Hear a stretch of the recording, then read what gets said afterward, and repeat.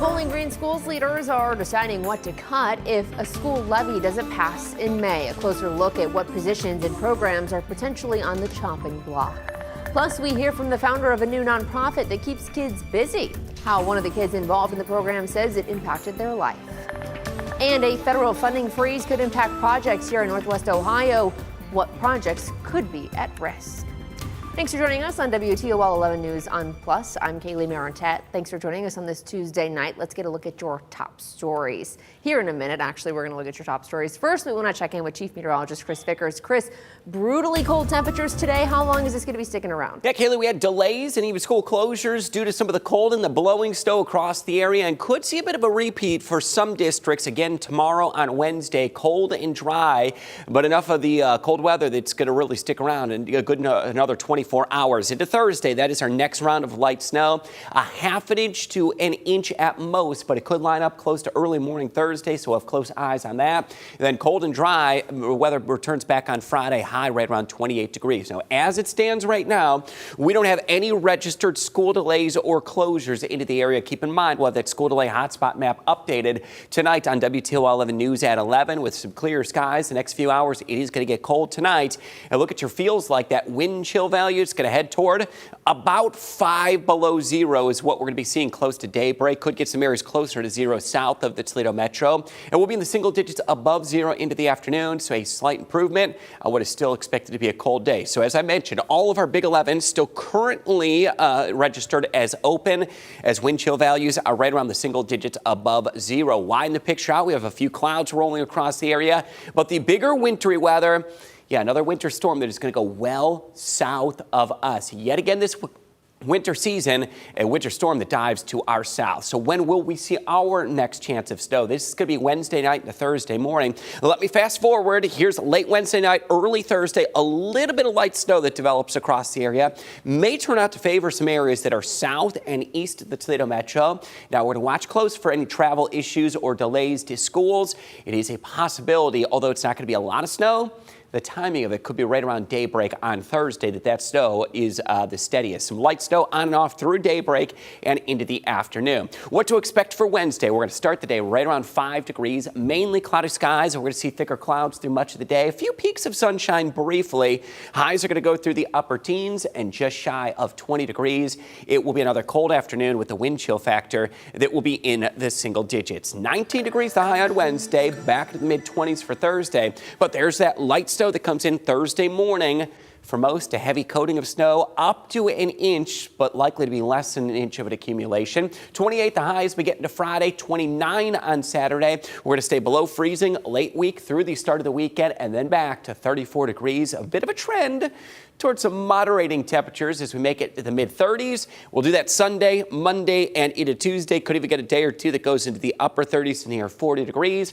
And next week will favor the chance of some rain and snow showers. At this point, though, we look to get through the end of February without any major storm systems on the horizon. We'll have the up-to-date forecasts coming up tonight on WTOL 11 News at 11. Kaylee, we'll send it back over to you. All right, thanks, Chris. Millions of dollars worth of staff and program reductions could be coming to Bowling Green City Schools. The school board is voting on what those cuts could be in the event an upcoming levy fails. Sophia Pericone has more. On Tuesday night, Bowling Green City Schools' Board of Education will vote on what's on the chopping block if a May operational levy doesn't pass. I mean, I think it's devastating. The levy would fund current operations. It's the same levy that failed by just 108 votes in November. It would be in addition to the current 0.5% income tax the community is already paying, bringing the total tax up to 1.25%. Multiple teaching, administrative, and safety positions could be eliminated, plus extracurriculars like sports, art programs, and clubs. Whatever would secure the future of the community, it's worth it, right?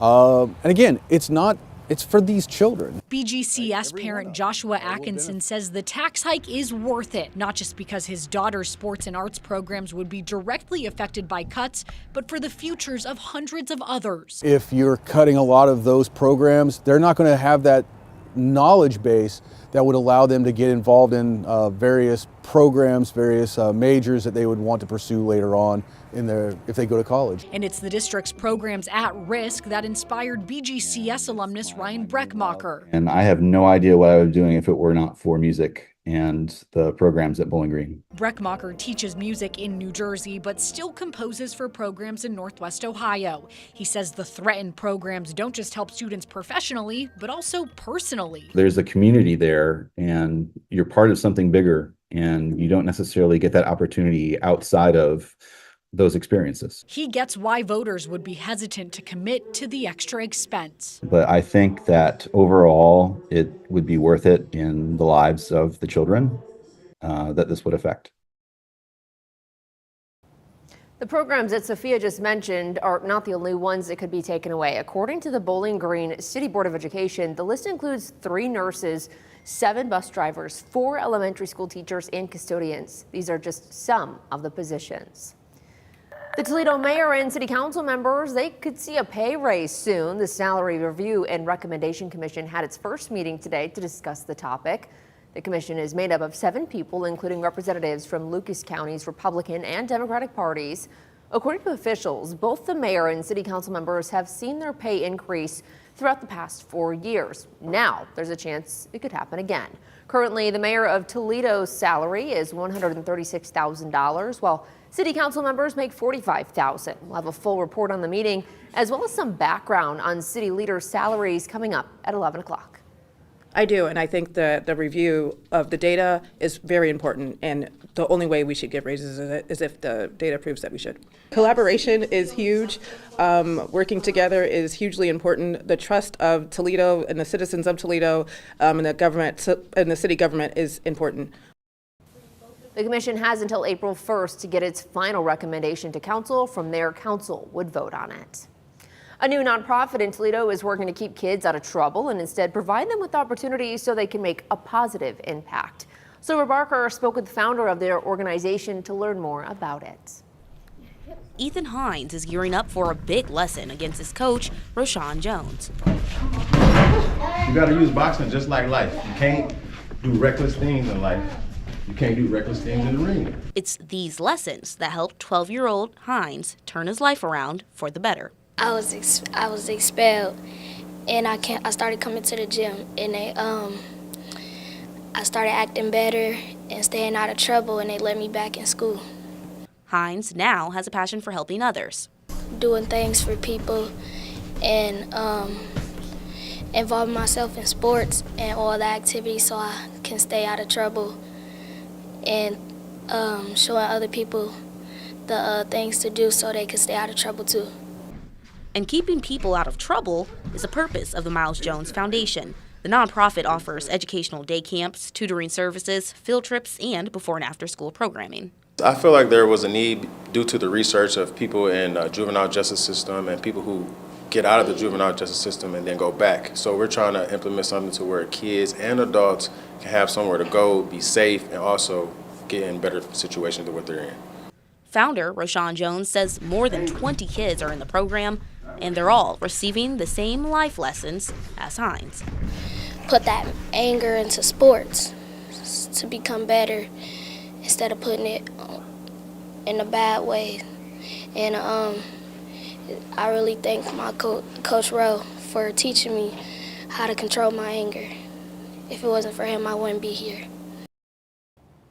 While talking to Jones, he mentioned that his sister is missing. His family has been looking for her for several days now. This is Ocean Jones. She's 14 years old. Her brother says Ocean and her mother got into an argument the night of February 7th and decided to run away. She left home at 2 a.m. the next day. The missing juvenile report was filed February 9th with Sylvania Township Police. Ocean is around 5'1" with black hair and brown eyes. If you have any information on where she could be, you should contact police. We want to try to help her come home and get over whatever she's going through. And we have been having search parties, and my sister O'Shea Jones have been making live posts and very vocal on social media to try to get her home. So we're just trying to come together as a family and a community to help her come home. In the police report, her mother said she did not know where she would go or what she was wearing when she left the home on Woodlake Drive. Again, she's around 5'1" with black hair and brown eyes. You should call the police if you know where she's at.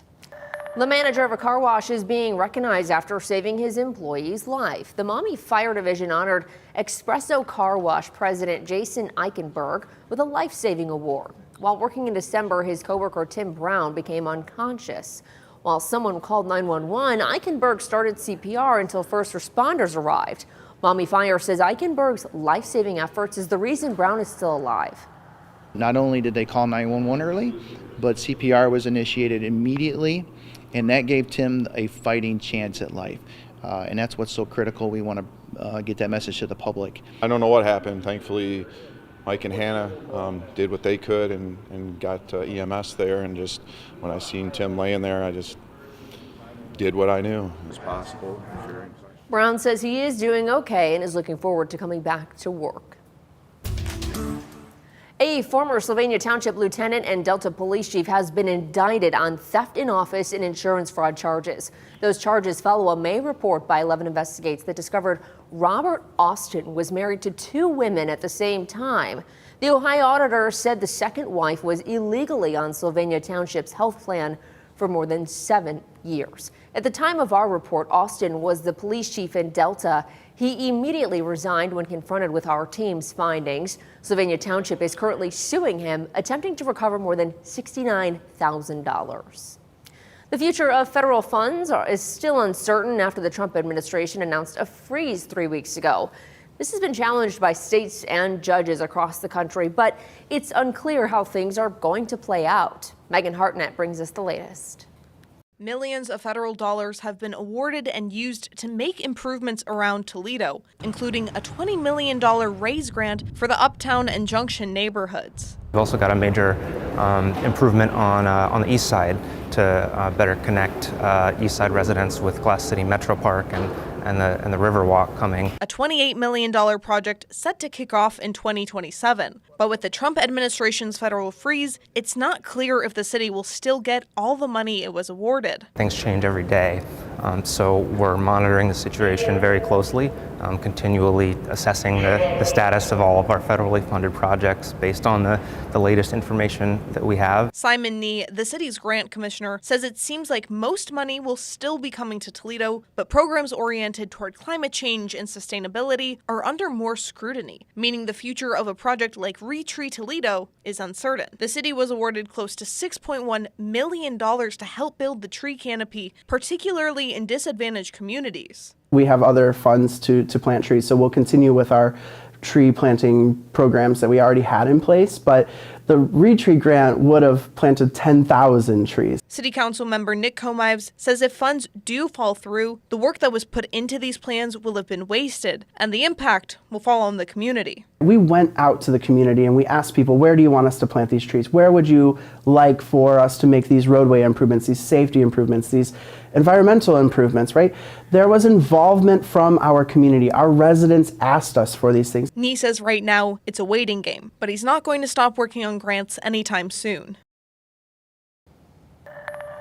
Oregon has a number of development projects in the works. City leaders hope new businesses like Waffle House and Sheetz will help spur more growth. Oregon's mayor also told us about a housing development project set to go up behind the old Kmart site near Pickle Road. It just brings people together. It brings more people into an area. You know, you can meet friends, relatives, whatever it is. It just brings more people together and creates more communities. The mayor says the city plans to have ribbon cuttings on the new businesses between late March and early April. Toledo Opera is returning for the 2025-2026 season. Starting in October, it's set for 2 main stage productions, Carmen and the Elixir of Love. Organizers say this season premieres passion and romance, featuring timeless music and captivating stories.